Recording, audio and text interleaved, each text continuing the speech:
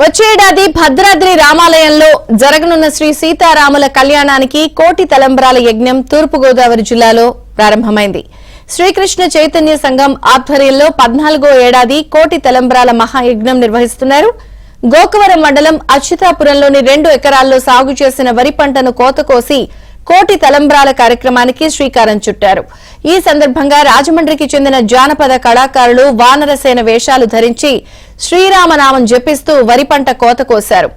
ఈ వరి ధాన్యాన్ని వేలాది మంది భక్తులు తమ గోటితో కోటి తలంబ్రాలుగా సిద్ధం చేస్తారు. వచ్చే ఏడాది జరగనున్న శ్రీరామనవమికి భద్రాచలం సహా ఒంటిమిట్ట, అయోధ్య ఆలయాలకు సమర్పించనున్నారు.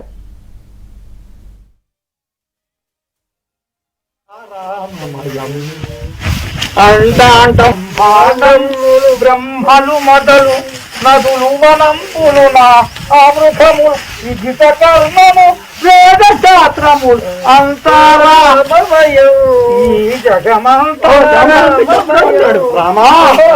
జై శ్రీరామ్, జై శ్రీరామ్, రామచంద్రమూర్తికి జై, శ్రీరామచంద్రమూర్తికి జై, కోటి తలంబరాలకు జై, కోటి తలంబర యజ్ఞమునకు జై.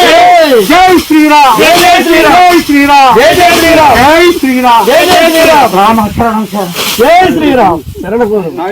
మరి చక్కని ఆ యొక్క విత్తనాలను మేము పంటను కోసి భక్తులకు ఇచ్చి గోటితో కొలిచి రాముల వారి కళ్యాణానికి పంపిస్తారు. రామచంద్ర నాంది పలికి మాకు శుభము చేకూర్చుము.